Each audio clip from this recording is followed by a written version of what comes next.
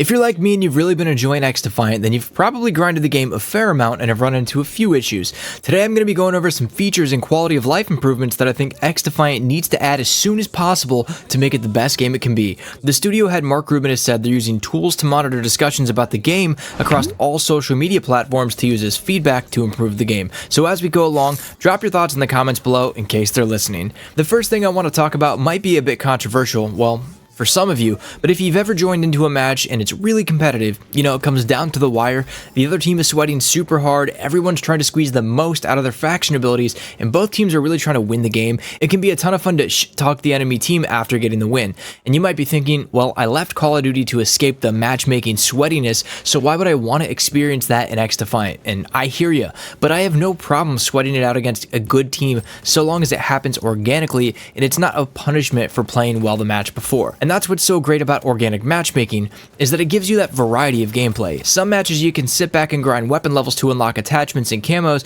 and when you get a pro league tryhard match, you can sit up in your chair and really play for the win. And in those moments, it's so much fun to hear the enemy team complain while you just yell scoreboard, scoreboard over top of them.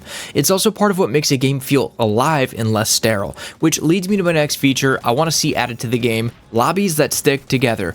One of the most fun elements about multiplayer games is developing that rivalry with other players, that element of a healthy competition. At the time of this recording, it seems like sometimes I'll see a few of the same enemy players in my games from time to time, but the entire lobby doesn't stick together the way that it used to.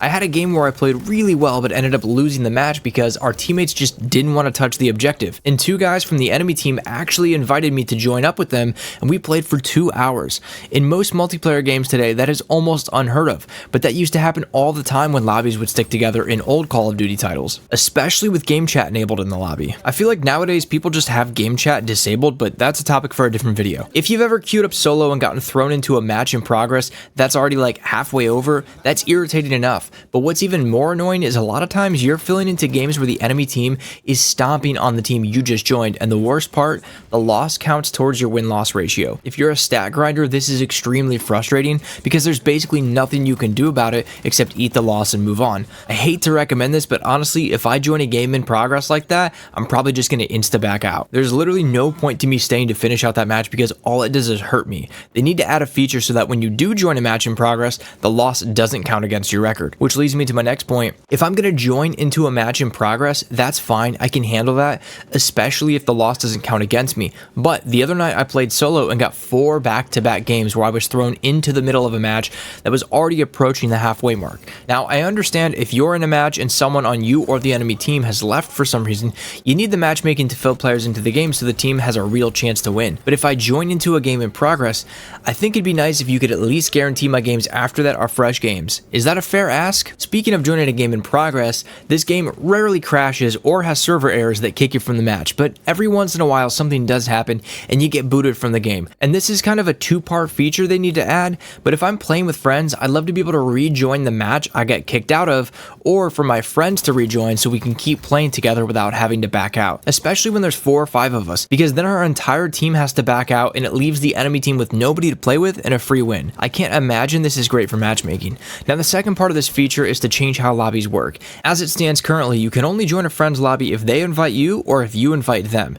and I'd love to see a feature added where friends can join my game and also gives players a setting for their lobby with options like open, friends only, and invite only, so that we have control over who can join on us. This isn't a huge deal, but it would be a nice quality of life change. While we're talking about quality of life changes, this one is a little bit nitpicky. I generally have patience, but please, can we get back to the lobby screen faster? I love this game, but there's just something irritating about staring at a black loading screen for 10 seconds. Maybe that's just me. Now, I've heard a lot of people talk about wanting kill cams to come to this game, but I honestly don't. I don't need my teammates sitting there watching a kill cam for 5 seconds when they could be respawning and playing the objective with me.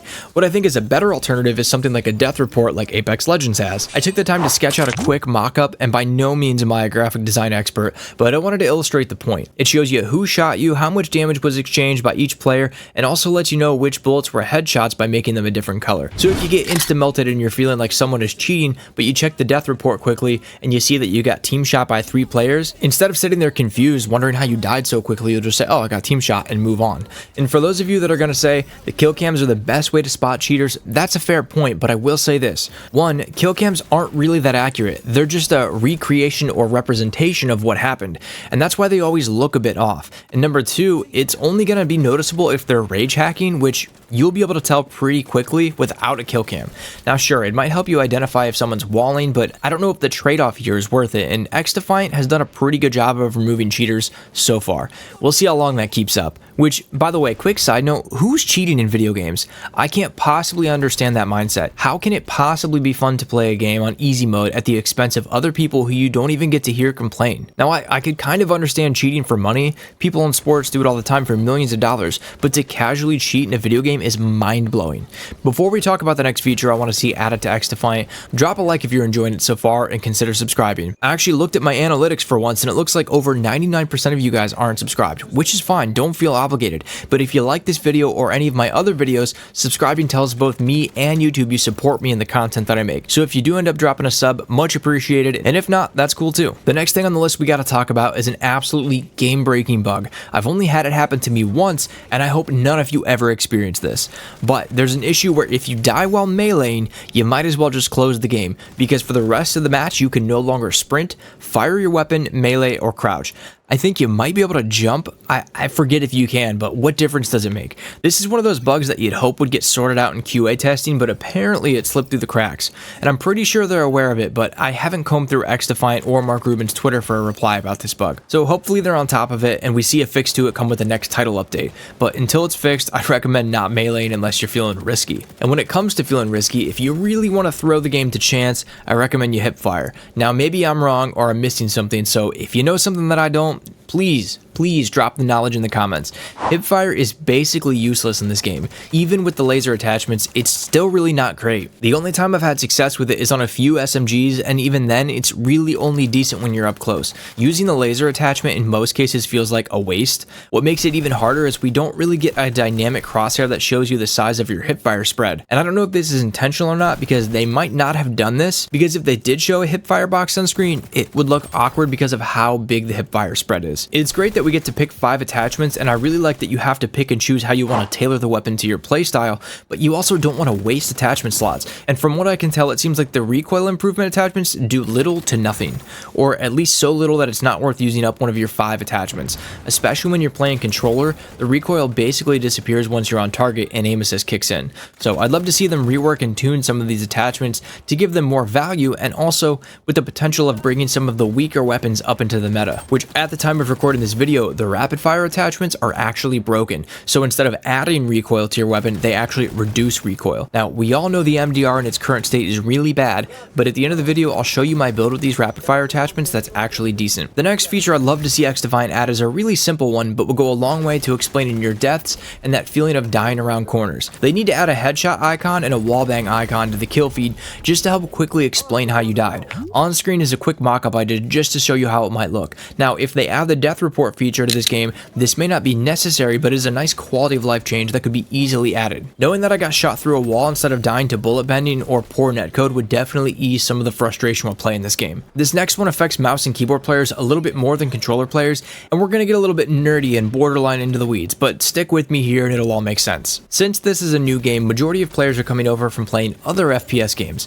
One good change that's become industry standard in recent years is giving players a lot of control over the sensitivity across various zoom levels or optics. Now, currently Xdefiant does have a low zoom sensitivity and a high zoom sensitivity option, but there's a few issues. Number one, the 4x zoom is considered low zoom, and for mouse and keyboard players, to have close to a 1-to-1 ratio when aiming down sights, you have to dramatically increase the low zoom sense and reduce your high zoom sense. And this makes the 4x scope basically off limits because of how insanely high your sensitivity is compared to the other zoom levels. Why this is, I don't know, but I'd like to see them clean up the sensitivity across multiple zoom levels and also give us one of two options. A, give us complete control over all zoom levels similar to how we have in Apex Legends, or give us relative sensitivity scaling like we have in Call of Duty, where it's calculated by resolution. Either way is completely fine, but I think a lot of us can agree that something about the aiming sensitivity just feels a little bit off at times. Now, this next ask might split the audience here, because some of you might absolutely hate what I'm about to suggest, and some of you are gonna love it.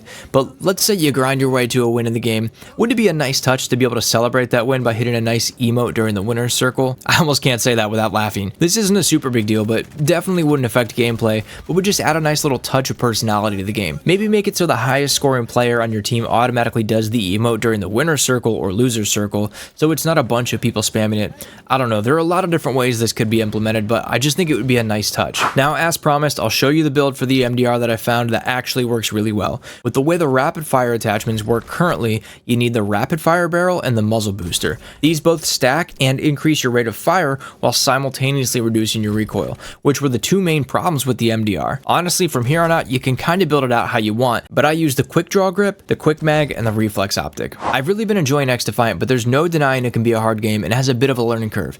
If you want some tips to improve, or maybe want to check out some of my other videos on first-person shooter games, click here.